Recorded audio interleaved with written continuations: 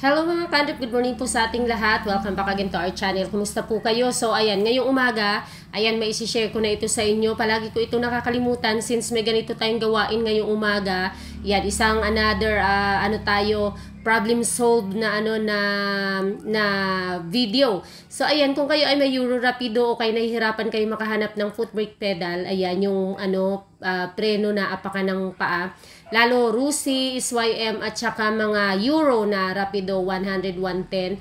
Mahirap kasi ang hanapan ng foot brake pedal na talagang swak talaga sa kanya. So ito nga XRM 110 yung binigay ko. Ayan, pag isusukat mo yan siya ng ganyan siya, para siyang may sasabitan, or kapag inano mo siya, sinukat mo nga siya, yan siya, hindi ba siya swak, nakabuka ka siya, ayan, malayo, yan, malayo, kumbaga nakabuka. So, yan yung problema sa mga foot brake pedal na ito ng SYM, Euro at saka ng Rusi. Napakahirap nito hanapan, iwan ko lang sa inyo.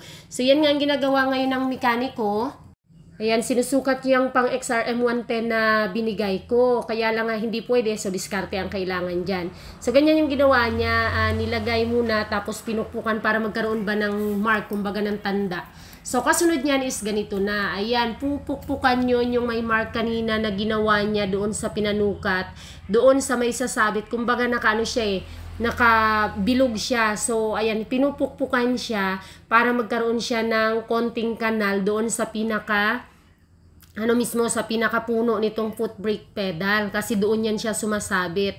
Bilog kasi yon, at ang stock kasi niyan parang may kanal yan dyan konti. So, pareho sila ng forma na XRM 110, pagkakaiba lang is yung ganyan nga. So, pukpukan lang yan, discarding, discarding siya, pupukpukan ng konti para magkaroon ng kanal. Gamit lang yan ng lumang axle. Yan, magkakaroon na yan siya ng kanal.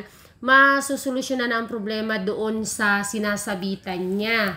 Ayan, medyo mahirap hindi magamit ang gato.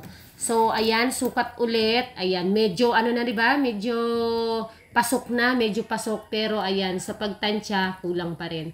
Kaya, another pukpuk na naman para medyo lumalim-lalim. Ayan, napansin nyo, diba? Nagkaroon na ng kanal siya, Instead na pure bilog yan siya kanina, ayan mayroon na siyang, may kanal na.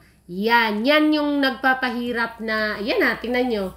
Diba? Ayan, swak na siya doon pag lagay sa pin, ayan. Kasi yung pinukpukan kanina, doon na yan siya sa sa nasasabitan niya, doon na siya pumasok. Para bang kumbaga tawag sa mga karpintero, kinaltasan.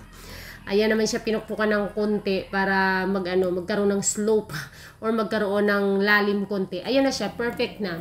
So, XRM 110 lang yan, pero kailangan lang ng discarding siya para makabit nyo yan sa inyong mga Euro, Rapido, at saka mga SYM, at saka mga Rusi.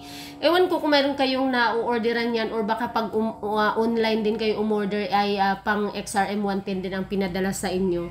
Kasi ang hirap nito hanapan ng maorderan nga, kaya ganyan. XRM 110 at diskarte. So doon sa mga halimbawa bumibili, tapos halimbawa nagkataong absent ang ayan, Euro 110 nga ito, absent ang mekaniko or busy, maraming ginagawa. Ayan, tinuturo ko na lang sa mga sa mga customer na ganun, pukpukan ng konti doon para hindi na siya sasabit. Ayan na O, di ba kanina nung hindi siya pinukpukan yan, para nakaganyan siya, mababa, tapos palapad siya.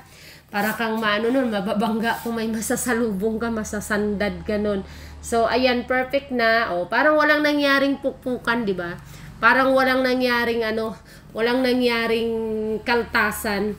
Ayan. So, ganun lang po. Napakabilis at napakadaling paraan lang. Na-solve ang problema ng mga dito yan, ikot-ikot yan sila, wala talaga silang mahanap, makitang foot brake pedal niyan. Kaya, ayan, yun lang.